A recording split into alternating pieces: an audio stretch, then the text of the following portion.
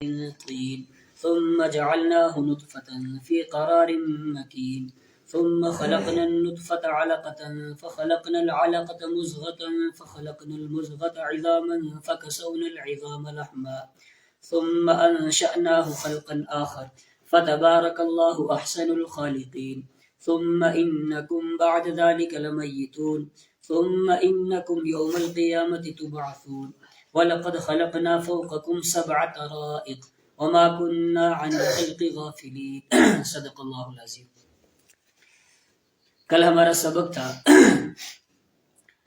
سورہ مومنون کی شروع کی 10 آیتیں ہم نے پڑھی اور اس کے اندر ہم نے ایمان والوں کی 7 صفات پڑھی، اور جس کے اندر اللہ کے حبیب صلی اللہ علیہ وسلم نے فرمایا ان 7 صفات کے بارے میں کہ جو کوئی انسان ان 7 صفات کو اپنے اندر پیدا کر لے تو وہ سیدھا کہاں جائے گا؟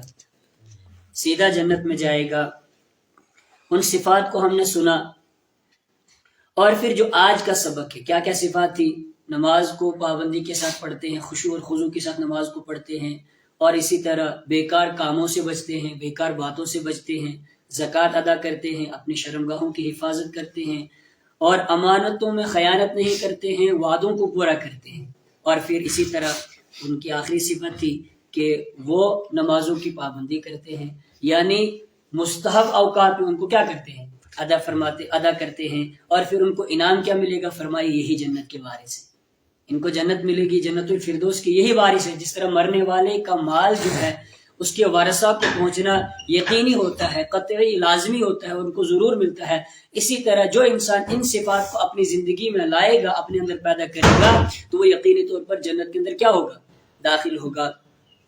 اور پھر جو آج کا سبق ہے اس کے اندر انسان کی پیدائش کو بیان کیا گیا، اللہ رب العزت کی قدرت کو بیان کیا گیا کہ انسان کو اللہ رب العزت نے کس طرح پیدا فرمایا وَلَقَدْ خَلَقْنَا الْإِنسَانَ مِنْ سُلَالَةٍ مِّن طِينٍ، اور یقیناً ہم نے انسان کو بنایا من سلالۃ من طین، چنی ہوئی مٹی سے۔ کس سے بنایا؟ چنی ہوئی مٹی سے۔ اور پھر چنی ہوئی مٹی سے بنانے کا کیا مطلب؟ مٹی سے بنایا تو اس کا کیا مطلب ہے؟ اس کے 2 مطلب بیان فرمایا۔ ایک مطلب یہ کہ تمام انسانوں کے باپ حضرت آدم علیہ السلام ہیں، اور حضرت آدم علیہ السلام کو کس سے بنایا گیا؟ مٹی سے بنایا، اور سارے انسان ان کی پشت سے نکلے، اس لیے بالواسطہ فرما دیا کہ تمام انسان کس سے بنے ہیں؟ مٹی سے بنے ہیں۔ دوسرا مطلب مٹی سے بننے کا مطلب یہ ہے کہ جس قطرہ ناپاک سے انسان بنتا ہے، جس قطرہ ناپاک سے انسان بنتا ہے، وہ قطرہ کس سے بنتا ہے؟ وہ بنتا ہے غذا سے، اور جس غذا سے وہ قطرہ بنتا ہے وہ غذا کہاں سے نکلتی ہے؟ مٹی سے۔ اس لیے فرمایا کہ انسان کو ہم نے کس سے بنایا؟ مٹی سے بنایا۔ یہاں سے انسان کے پیدائش کے 7 دور بیان کیے۔ کتنی دور؟ 7 دور۔ کس طرح؟ وَلَقَدْ خَلَقْنَا الْإِنسَانَ مِنْ سُلَالَةٍ مِّن طِينٍ، اور یقیناً ہم نے انسان کو بنایا من سلالۃ من طین، چنی ہوئی مٹی سے۔ ثُمَّ جَعَلْنَاهُ نُطْفَةً فِي قَرَارٍ مَّكِينٍ، پھر اس کو کیا کیا؟ نطفے کی شکل دے کر کے محفوظ جگہ میں ٹھہرا دیا۔ کہاں؟ نطفہ بنا کر کے پھر کہاں؟ محفوظ جگہ میں ٹھہرا دیا۔ کہاں؟ مادر رحم میں، جو ماں کا رحم ہے اس کے اندر ٹھہرا دیا اس کو۔ اور پھر اس کے بعد وَلَقَدْ ثُمَّ خَلَقْنَا النُّطْفَةَ عَلَقَةً، پھر ہم نے نطفے کو جمع ہوا گوشت بنا دیا، جمع ہوا گوشت بنا دیا۔ فَخَلَقْنَا الْعَلَقَةَ مُضْغَةً، پھر اس جمے ہوئے خون کو، پہلے جمع ہوا خون بنا دیا۔ علقہ کے معنی ہوتا ہے جمع ہوا خون، خون کا لوتھڑا، جمع ہوا خون، نطفے سے جمع ہوا خون، اور پھر جمے ہوئے خون سے اس کو گوشت کی بوٹی بنایا۔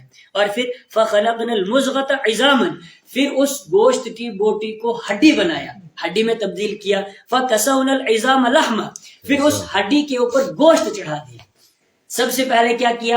مٹی سے بنایا، اور پھر دوسرے نمبر پر نطفہ بنایا، اور تیسرے نمبر پر کیا کیا؟ نطفے سے پھر اس کو خون کا لوتھڑا بنایا، 3 ہو گئے۔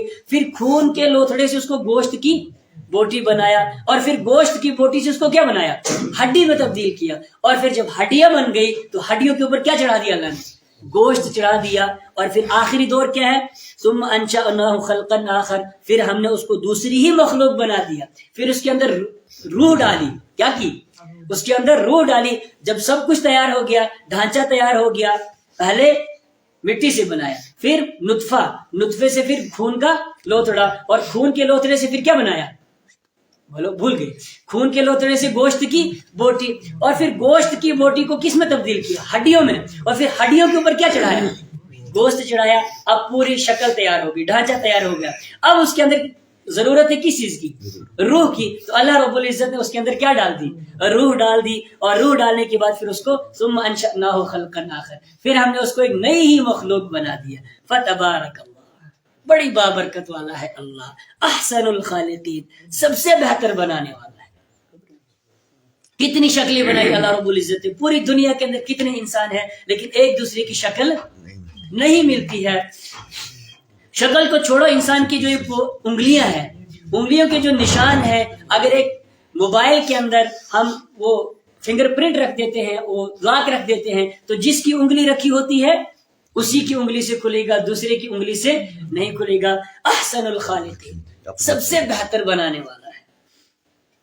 اللہ نے انسان کو بنایا، اور بنانے کے بعد پھر یہ بتایا، اگلی جو آیت ہے ثم انکم بعد ذلک لمیتون، پھر اس کے بعد تم کو موت دی جائے گی، پھر تم اس کے بعد مرو گے۔ اشارہ اس بات کی طرف ہے کہ جس پروردگار نے تمہیں بنایا، ان دوروں سے گزارا، پہلے مٹی سے، پھر نطفہ، نطفے سے پھر خون، خون سے پھر بوٹی، بوٹی سے پھر ہڈی، ہڈیوں کے اوپر گوشت چڑھانا، پھر اتنے دوروں سے گزارا تمہیں، تو بنانے کے بعد تم یہ مت سمجھنا کہ تمہیں بیکار بنایا ہے، تم یہ مت سمجھنا کہ تمہیں کھیل کود کے لیے بنایا ہے۔ افحسبتم انما خلقناکم عبثا، کیا تم نے سمجھ لیا کہ تم کو یوں ہی بیکار پیدا کیا گیا؟ وانکم الینا لا ترجعون، کہیں تم یہ مت سمجھنا کہ تمہیں بیکار بنا دیا، کھیل کود میں زندگی گزار دو، نہ۔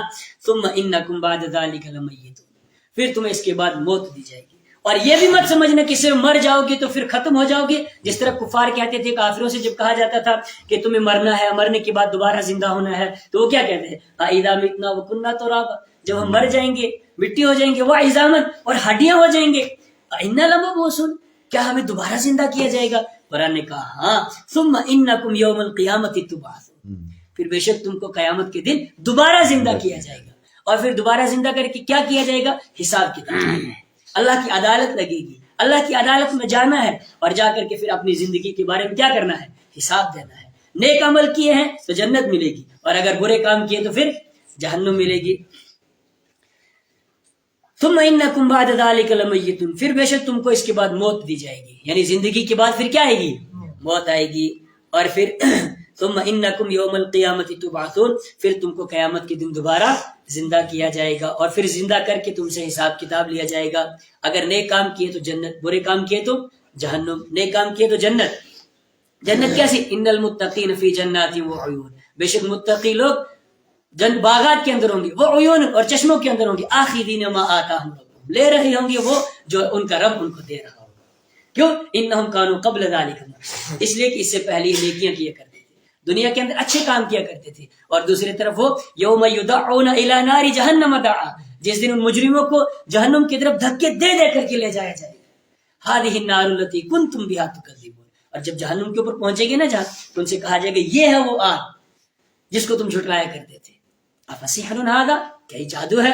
ام انتم لا تبصرون، کیا تمہیں نظر نہیں آتا ہے؟ وہ کیا کہیں گے؟ ربنا ابصرنا، اے ہمارے رب آج دیکھ لیا، وسمعنا، آج سن بھی لیا، فرجعنا نعمل صالحا، ایک موقع دے دے، دنیا کے اندر واپس جانے کا ایک موقع دے دے، ہم نیک کام کریں گے۔ اللہ فرمائے گا اسلوہا، گھس جاؤ اس میں، کس میں؟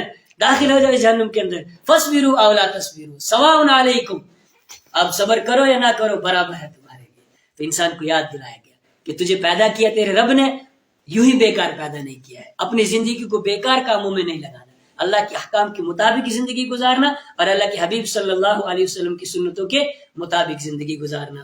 اسی کو فرمایا ثم انکم بعد ذلک لمیتون، پھر بے شک تم کو موت دی جائے گی۔ ثم انکم یوم القیامت تبعثون، پھر تم کو قیامت کے دن دوبارہ زندہ کیا جائے گا۔ اللہ رب العزت مجھے بھی اور آپ کو بھی مرنے کی سے پہلے مرنے کی تیاری کرنے کی توفیق عطا فرمائے۔ وآخر دعوانا ان الحمد للہ رب العالمین۔